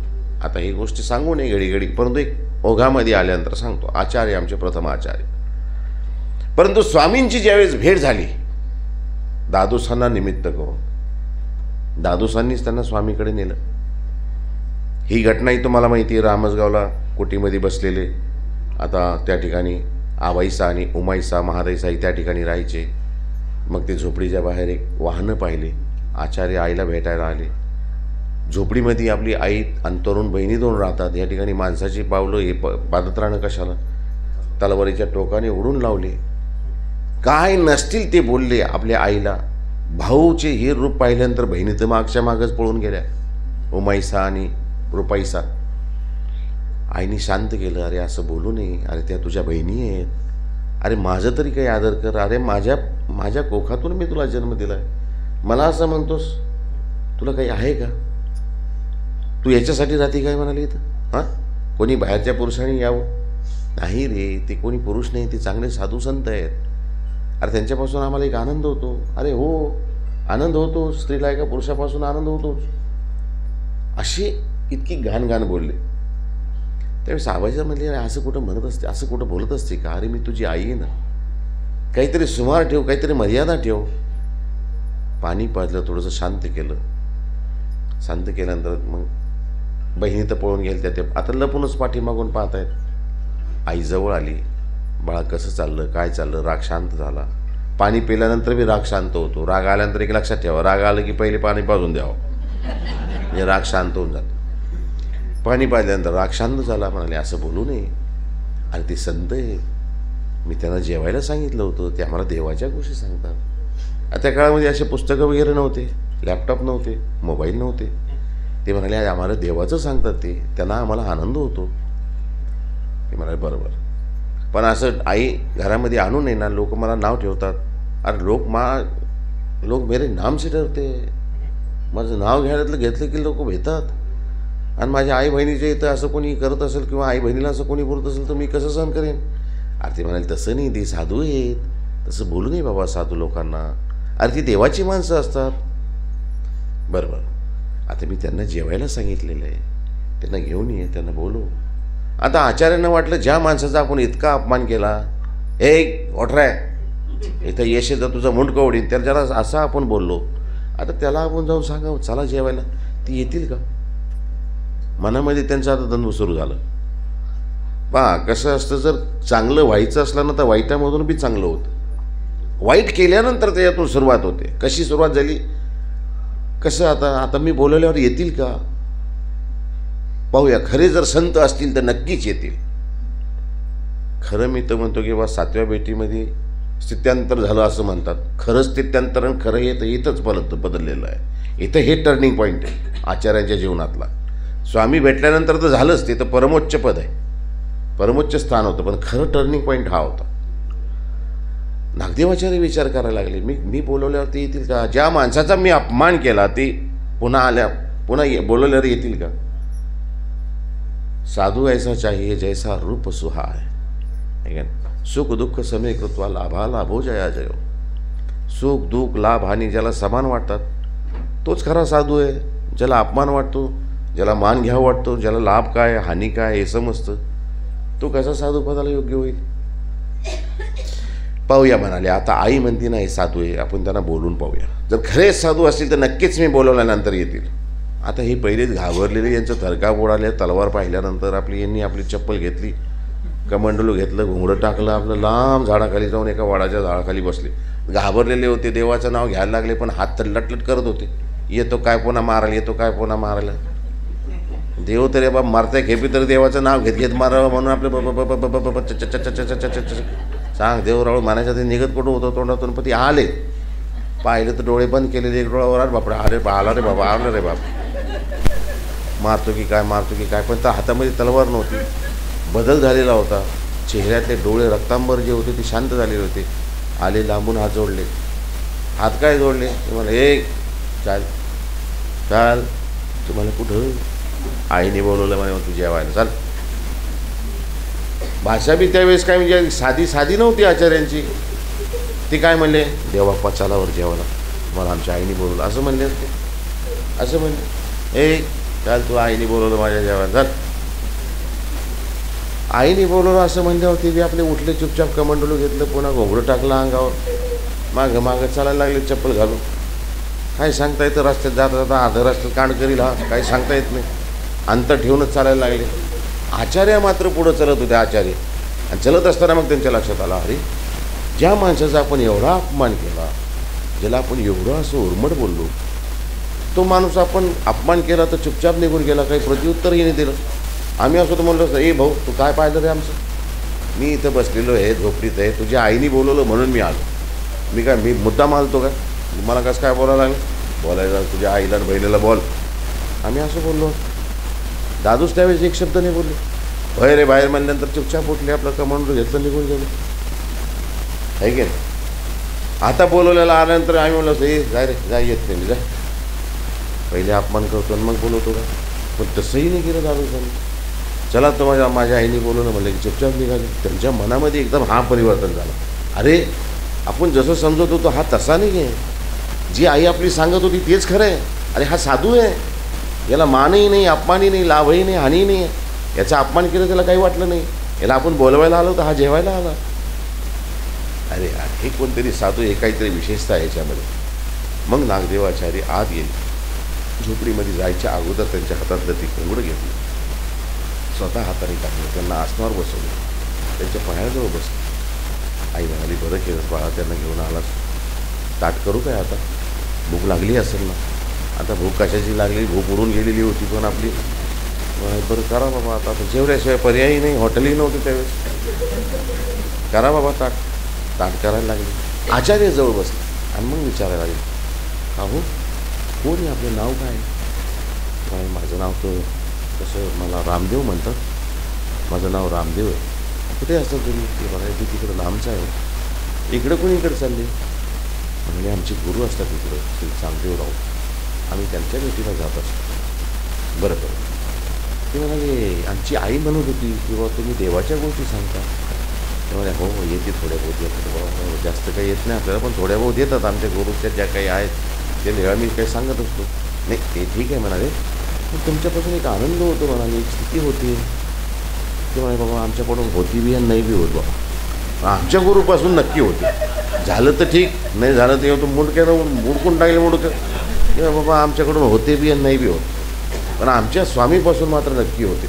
तेव्हा तुमचे स्वामी कोण? ते म्हणा ती श्री चांगदेवराव. श्री चांगदेवराव म्हणले की त्यांना स्थिती झाली, एक कृत्रिम आनंद झाला आणि त्या आनंदामध्ये ते निमग्न झाले. ते निमग्न झाल्यानंतर मग थोड्या वेळानंतर ते ज्यावेळेस तंद्री भंगली, ज्यावेळेस ताट आल्या गेले, ते म्हणाले, अरे हे काहीतरी आहे गडे, काहीतरी चमत्कार. आणि हे खरं आयुष्यातलं टर्निंग पॉईंट त्यांना भेटलं. आणि तेव्हापासून त्या स्वामींच्या भेटीची ओढ त्यांना निर्माण झालेली. आणि मग स्वामींच्या भेटीसाठी ते गेले. तैसे सामकोशी नाम उच्चारले रे लखू देवबासासी वेद संचरला. ते झाल्यानंतर ती घडली घटना नागदेवाचार्यांनी तलवार ती फेकूनच दिली. मग फक्त वेध लागला होता स्वामींच्या भेटीचा. केव्हा दादोस येतील, केव्हा घेऊन जातील आणि केव्हा मी अशा दिव्य पुरुषांचं दर्शन घेईन, हीच एक ध्यास त्यांच्या मनामध्ये लागून राहील. आता हे सगळं सोडल्यानंतर एखादा माणूस जर सगळे ढांडाळं सोडतोय म्हणल्यानंतर परिसरामध्ये वार्ता जाते. तशी वार्ता ज्यावेळेस पसरली आणि लखुदेववास अचानक आपल्या मावशीकडे भेटण्यासाठी येत आहेत, अजून पाय धुवायची बाकी आहे, पाय धुवायचीच वेळ आहे. अशा काळामध्ये ते विचारतात, काय गं मावशी, सांपे आबाईच्या नागदेवाची ढांडळे ऐकली जाती ना. सध्या काही नागदेवाचार्याची ढांडाळे जी होती की याला लुटलं, याला मारलं, याचं हिसकवलं, याचा हाफ मर्डर केला, याचा फुल मर्डर केला, असं काय ऐकू येत नाही सध्या. मावशी म्हणते, अरे तुला माहीत नाही का? ते म्हणाले, काय? अरे तो फार चांगला झाला आता, त्यांनी सगळी ढांडाळे सोडली. कसं काय ग मावशी? अरे ते एक ईश्वर अवतार आहेत, देव आहेत. श्री चांगदेवराव तो त्यांच्या सन्निधानामध्ये गेला आहे आणि आता तो त्यांच्या सन्निधानामध्ये राहतोय. तो एवढं ते श्री चांगदेवराव नाव ऐकलं की सामकोसाला पाय धुता धुताच स्थिती झाली. आणि त्यांच्या मनामध्ये एक आशा, अपेक्षा, आकांक्षा, असे कृत्रिम आनंद होत असताना त्यांना असं वाटायला लागलं की त्या स्वामींचं, त्या ईश्वरी पुरुषांचं भेट घ्यावं, आपण त्यांच्या जवळ जावं, पाहावं तरी कसे आहेत ते. या ठिकाणी आलेले सामकोसी नाम उच्चारिले. सामकोस मावशीनी नाव उच्चार केला आणि लखुदेववासासी वेद संचरला. वेद आवडी निर्माण झाली आणि आवडी निर्माण झाल्यानंतर असं वाटायला लागलं की केव्हा त्यांच्या भेटीला जावं. आणि ते भेट घेण्यासाठी स्वामींची आले. आले तर कुठं आले? कुठं आले? अरे इथं जिथं मी राहतो त्या जालन्याच्या मंदिरात आले. हां, जालन्याच्या लीळा या स्वामींचं वास्तव्य आहे. मी ज्या ठिकाणी राहतो त्या ठिकाणी स्वामींचं वास्तव्य आहे. आल्यानंतर लगेच बाहेरच भेटली ती नागदेवाचार्यांना. अरे मावशीचा मावशीचा मुलगा, भाऊ, मावस भाऊ. अरे कसं काय तू? म्हणे स्वामींना भेटीसाठी आलो. अरे वा वा, बरं झालं म्हणाले, चल. बाजारात घेऊन गेले, काही पूजाद्रव्य घेतलं, पूजाद्रव्य घेऊन आतमध्ये आले. आणि आतमध्ये आल्यानंतर स्वामींची प्रथमता भेट झाली. जसं स्वामींचं वर्णन ऐकलं होतं, मूर्तीविषयी ऐकलं होतं, त्याच्यापेक्षा कितीतरी पटीनं सर्वांग सुंदर अशी स्वामींची मूर्ती लखुदेववासांनी आपल्या डोळ्यांनी पाहिली. डोळ्यांनी पाहिली, प्रत्यक्ष पाहिली की त्या ठिकाणीच आपली सुदबुद हरून बसले. थोड्या वेळाने स्वामींचा त्यांना जागृत केलं. महोदय, हू आर यू? कौन हो तुम? ते म्हणाले, देवा मी लखुदेववास.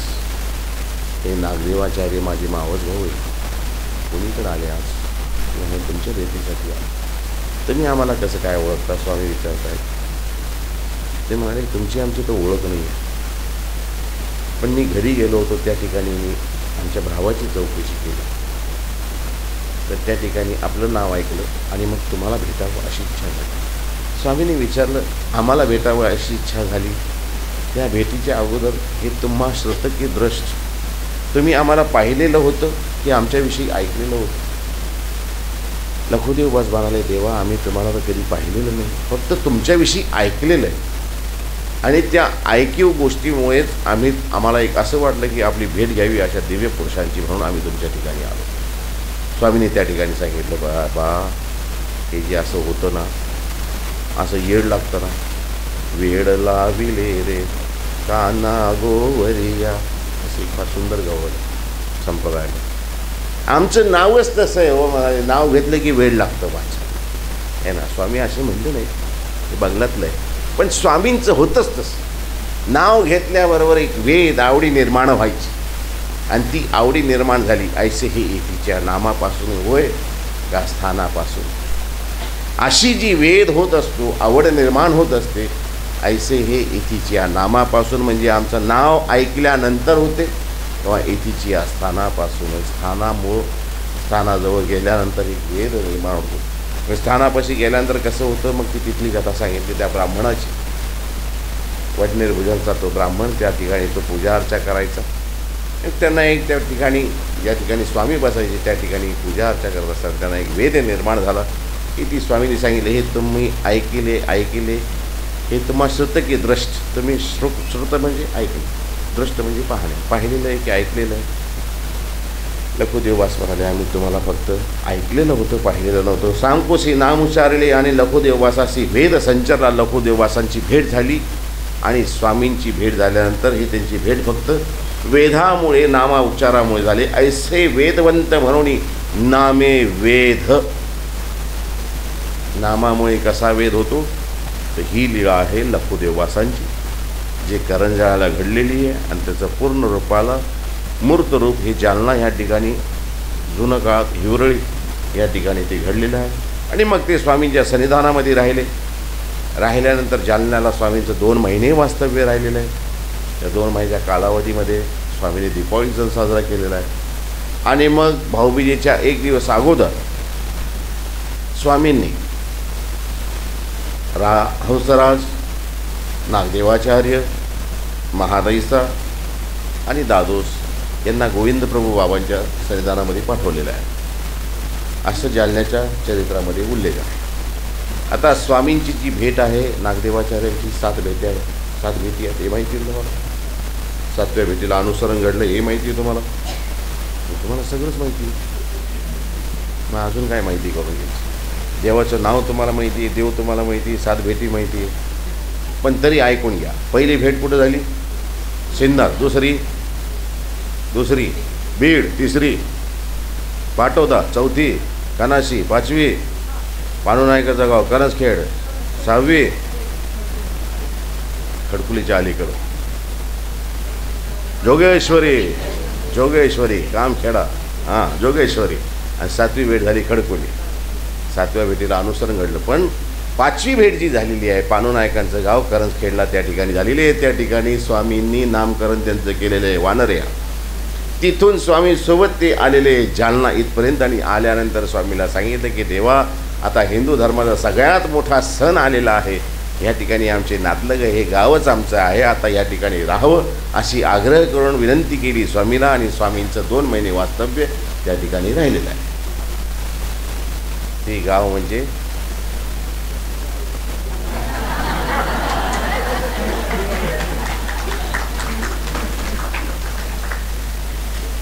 म्हणून नामे वेद. नामाने वेद कसा होतो? नामाचे 10 टाळे उच्चारले की जालन्याशिवाय सुरुवातच होत नाही. नामे वेद, नामे बोध, नामे अनुसरण, नामे स्मरण. नामामुळे काय काय होतं? तर नामामुळे वेद होतो, नामामुळे बोध होतो. बोध म्हणजे जीवेश्वरा भाव उमटणे. मी जीव आहे आणि हे परमात्मा आहे हे उमटणे.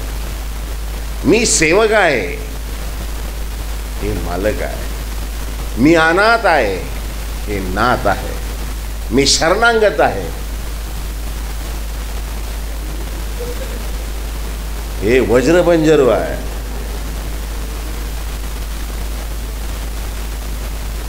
नामे अनुसरण, अनुसरण अनन्य गतीने शरण जाणे. येत आधीन व्हायचे, येथून म्हणले की येते अनुसरण. अनुसरणाची व्याख्या आहे, येत आधीन व्हायचे तनाने, मनाने, बुद्धीने ईश्वराला सर्व संग परित्याग करून, सगळ्या गोष्टी त्याग करून ईश्वराला शरण जाणे. आणि मग ईश्वराने जे सांगितलेलं आहे त्याप्रमाणे वागणे, राहणे, याला म्हणतात अनुसरण. अनुसरण नामे स्मरण, नामामुळे स्मरण घडते. नाम सकळ निरोध परिहरी. नामाचा उच्चार जर आमच्या मुखामध्ये असेल तर काही गोष्टींचा त्रास असतो, सगळ्यांना त्रास होतो. ते त्रासही आपले हरले जातात. नाम वाजत वारा धरी. वाजणारा वारा कधी ऐकला तुम्ही? नाही ऐकलं.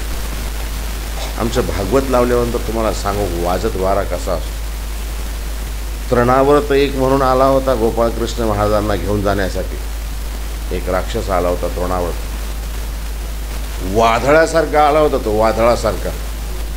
आणि ज्यावेळेस आम्ही ते भागवतामध्ये वादळासारखा आवाज करतो ना आमच्या तबलची, तुम्ही म्हणता खरोखरच वादळ आला की काय. हां, तृणाव्रत ज्यावेळेस आलाच गोपाळकृष्ण महाराजांना न्यायसाठी, ते सगळे पालापाचोळ्यासारखे मोठमोठे झाडं उन्मलून पडले होते. आणि त्यावेळेस गोपाळकृष्ण महाराजांना तो पाळण्यातून घेऊन जातो, वर विशाल आपलं रूप धारण करतो. तो जो आवाज आहे, वाऱ्याचा जोरात वाहणारा आवाज आहे, तो भयानक असतो, तो आपल्याला भीती वाटते. एखाद्या वेळेस जोरात वादळ आल्यानंतर पहा आपण लगेच घरामध्ये, आता घर भिंती आपल्या बांधलेल्या आहे, पक्क्या आहेत म्हणून काही वाटत नाही. कच्च्या घरामध्ये ज्यावेळेस वादळ वारा व्हायचं ना, त्यावेळेस मोठी अवघड परिस्थिती व्हायची, झोपड्या उडून जायची. तरी आपण खिडक्या दरवाजे बंद करतो, अरे बंद कर बंद कर बंद कर, आतमध्ये धूळ यायला लागेल. धूळ येत नसते. धूळ आल्यानंतर काय साफ करायला झाडू नाहीत काय आपल्याकडे? झाडू आहेत आपल्याकडे, पण आपल्याला भीती वाटत असते. वारा जर शिरला तर वारा नाकात बी शिरत असतो. नाकात वारं शिरलं काय म्हणतो आपण? म्हशीच्या नाकात वारं शिरलं, उधळली ती. माणसाच्या नाकात वारं शिरलं, उधळला तो. नाकात बी वारं शिरत असतो. वाजत वारा धरी. वारा वाजल्यानंतर आपल्याला एक भीती वाटते. असं जरी काही विघ्न आले ज्याच्यामुळं आपल्याला भयभीत होतो आपण, ते विघ्नापासून सुद्धा ईश्वराचं नाव आपलं रक्षण करत असतं. नाम पडते आकाश धरी. आकाश हे विशाल आहे, अनंत आहे. कुठपर्यंतही पाहावं आपल्याला ते आकाश दिसतं. आणि ज्या ठिकाणी आकाश टेकल्यासारखं वाटतं त्याला काय म्हणतात? क्षितिज. इंग्लिशमध्ये त्याला काय म्हणतात? हॉरायझन. हॉरायझन, जिथं आकाश टेकल्याचा भास होतो त्याला म्हणतात क्षितिज. पडते आकाश जरी. आकाशात मोठमोठाले विघ्न जरी आले, पण ईश्वराचं नाव आपल्या मुखामध्ये असेल तर ते विघ्न आपलं काही करू शकत नाही. पडते आकाश जरी, नाम येते विघ्न हरी. येणारे मोठे मोठे विघ्न सुद्धा येत नाही तिथपर्यंत. पंजरू आपल्या शेजारी असतं, पिंजरा आपल्या शेजारी असतं, पिंजऱ्याच्या बाहेरच थांबतं. एखादा उंदीर पिंजऱ्यामध्ये आत आल्यानंतर मांजर येते त्या उंदराला खाण्यासाठी, फक्त पंजे मारते ती, पण बाहेर पंजरू असतो, पिंजरा असतो. उंदीर आतमध्ये घाबरतो, पण मांजरीचं पाय तिथपर्यंत पोहोचू शकत नाही. तसं ईश्वराच्या नावाचं पिंजर जर आपल्या शेजारी असेल, आपण उंदरासारखे भयभूत असतो आपण, पण मांजरीसारखं मोठमोठाले विघ्न, त्याचा पंजा किंवा त्याची नख ती आपल्यापर्यंत येऊ शकत नाही. हे छोटंसं उदाहरण तुम्हाला घरातलं सांगितलं हे की नाही. पडते आकाश धरी, नाम साह्या ते करी. नाम जर ईश्वराचं आपल्या मुखामध्ये असेल तर ईश्वराचं नाम आपल्याला सहाय्य करत असतं. तुम्ही देव पाहिला का? आपण प्रश्न विचारतो, तुम्ही देव पाहिला का?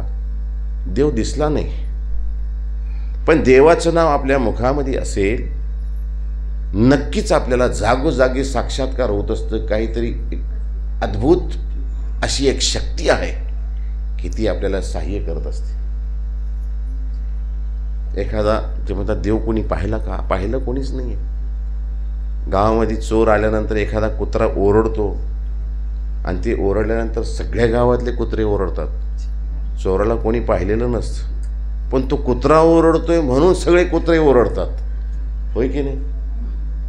अरे कोणीतरी कोणाला तरी भेटला असेल ना देव, त्यांनी सांगितलं देव आहे. मग आपल्यापेक्षा तर कुत्रे चांगले आहेत ना. या आपण अस्तित्व जाणून देव आहे कोणी सांगतंय, धर्मग्रंथ इतकी असून सुद्धा आपण जर शंका कुशंका करतो, देवावर आपण प्रश्न करतो देव आहे की नाही. मग देवानं कधी प्रश्न केला तू माणूस आहे की नाही? मग कसं वाटेल आपल्याला? तुला माणूस तर मी बनवला, तू माणसासारखं वागतो का? तू माणूस आहे का? कधी असं देवानं विचार केला तर शंका करू नये. नाम साह्या ते करे. ईश्वराचं नाम आपल्या मुखामध्ये असेल तर ईश्वराचं साह्य आपल्याला घडत असतं. नाम प्राप्ती ते करी. ईश्वराच्या प्राप्तीपर्यंत घेऊ जाणार काही असेल सहज आणि सुलभ तर ते ईश्वराचं नाव आहे. तरी नामे वेद ते केवी ना हिवरळी लखुदेवबासाच्या लीळेचे न्याय. हे तुम्हाला अगोदरच सांगितलं मी. नावामुळे वेद निर्माण होतो, नावाने वेद होतो. ते कसं? ना केवी ना हिवरळी. हिवरळी म्हणजे जालना. ह्या लखुदेवबासाच्या लीळेचे न्याय.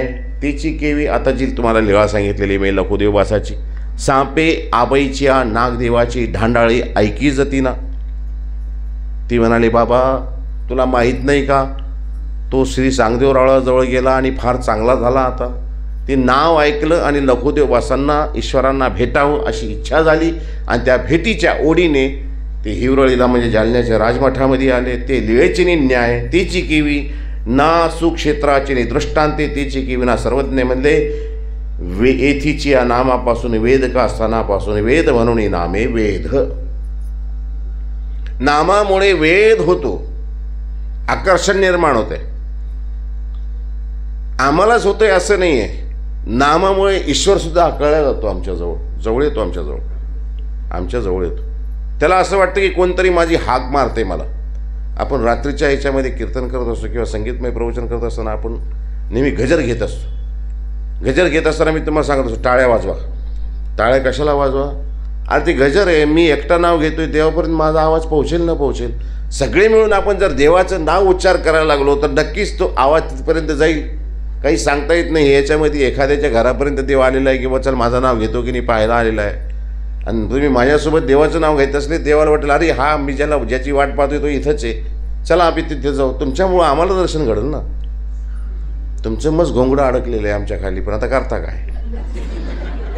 तुम्हाला उठता येत नाही, सगळे उठता, बाई उठवू देत नाही, आम्ही बोलणं बंद करत नाही. तुमची मोठी अडचण ती करावं कसं? पण घोंगडं अडकलेलं आहे तुमचं, बसावं लागतंय ना 11 साडे 11पर्यंत. काही का असे ना, पण देवाचं नाव आपण घेतोय ना. देवाचं नाव घेतलं की आपली हाक तिथपर्यंत जाईलच. आता हाक मारली कुठं? द्यूतक्रीडा चालली कुठं? हस्तिनापूरमध्ये. गोपाळकृष्ण महाराज कुठे होते? एकी वासना. कोणी म्हणतं द्वारकेमध्ये होते, कोणी म्हणते बाहेरच होते, तिथं जवळच होते. काही का असे ना, कोणी हाक मारल्यानंतर, आता द्रौपदीने काय जोरात हाक मारली होती का? अरे कृष्णा धाव, अरे धाव, अभयम कृष्णा, अभयम कृष्णा. शेवटी ती होती तर ती संसारिकच होती, तर ती सासूरवाशीनच होती ना. भाऊ किती प्रेमाचा जवळचा असला पण भावाचं नाव घेता येतं का? पती नवरी तिथं जवळ असताना किंवा सासरी जातं ते सासरीचे घर जवळ असताना. असं आपण बी एक विचार करावा ना, भावाला कसं हाक मारील? पण तरी ज्यावेळेस हात जोडले श्रद्धेने आणि देवाचं नाव घेतलं, अभयम कृष्ण, अभयम कृष्ण, ती आवाज फक्त तिच्या कानापर्यंत गेला असेल, पण तो आवाज ईश्वराच्या कानापर्यंत गेला. ईश्वर हातातला घास सोडून पळत आलाय त्या ठिकाणी आणि त्याची लाज राखली आहे. ठीक आहे ना? मुल्ला काजी बांग पुकारे वो क्या ईश्वर बहरा है, चीटी के पग घुंघरू बांध के वो भी आवाज वो सुनता है ना. आम्ही वर जातो, लाऊडस्पीकर सांगतो, लाऊडस्पीकरवर जोरात देवाचं नाव घेतो, ओरडतो. ईश्वर काय बहिरा आहे का? ईश्वर बहिरा नाही आहे. अरे चीटी के पग में वो घुंघरू बांधे, त्याच्या पायासुद्धा घुंघरू बांधलेले डोळ्यांनी दिसत नाही आहे, पण आपला पाय त्याच्या याच्यावर काही पडू द्या, आपली खुर्ची त्याच्यावर ठेवू द्या, तिची सुद्धा हाक निघते ना, ती हाक सुद्धा तो ईश्वर ऐकत असतो. चीटी के पग घुंघरू बांध के वो भी आवाज वो सुनता है. देवाला काही लाऊडस्पीकर लावून किंवा आरडाओरडी किंवा बाग देऊन, बांग म्हणजे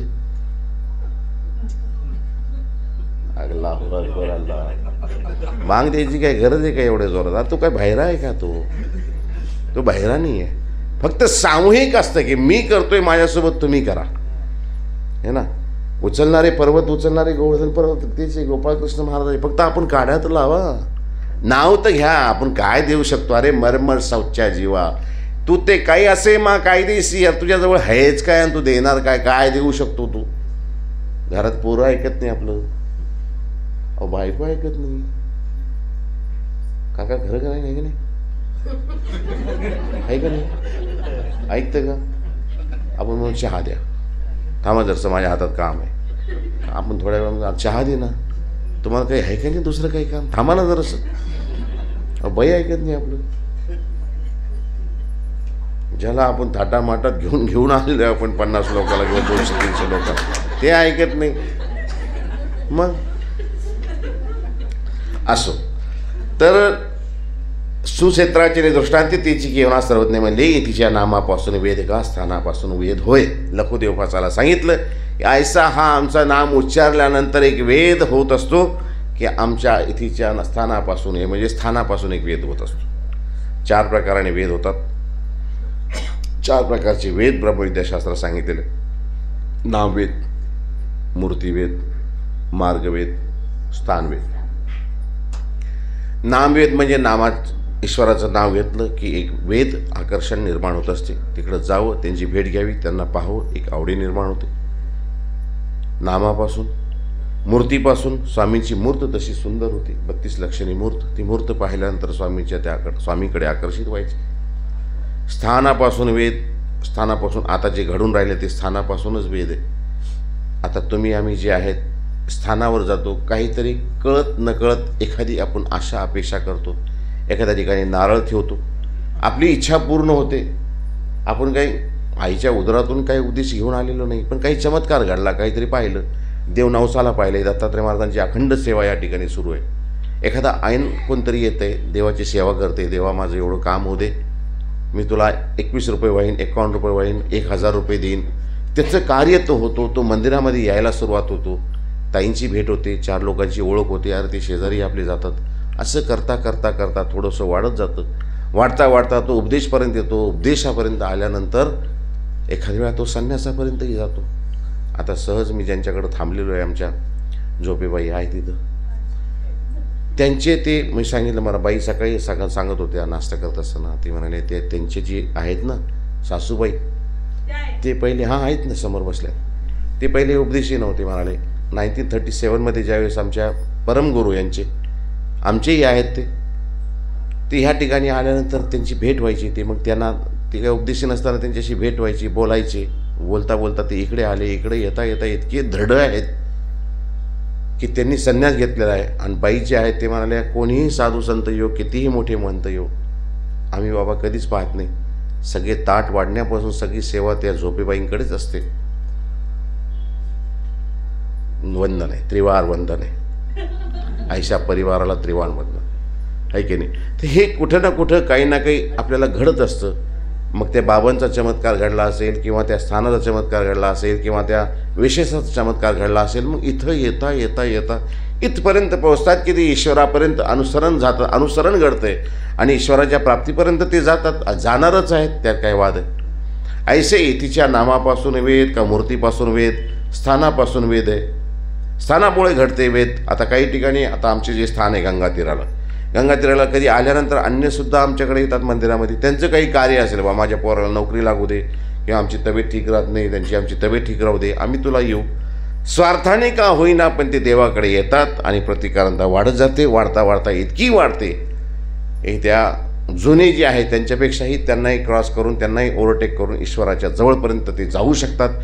याचं समोर उदाहरण आपल्यापुढे आहे.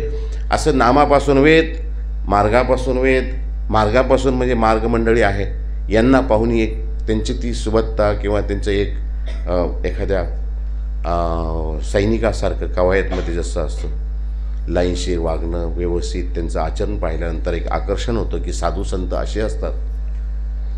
साधू कसे राहतात, साधूंची चर्या कशी असते हे पाहून एक आकर्षण निर्माण होत असतं. असे 4 प्रकारचं वेद सांगितलेलं आहे. असे नामापासून वेद हे आपण आज ऐकलेलं आहे. सर्वज्ञ श्री चक्रधर स्वामी की जय.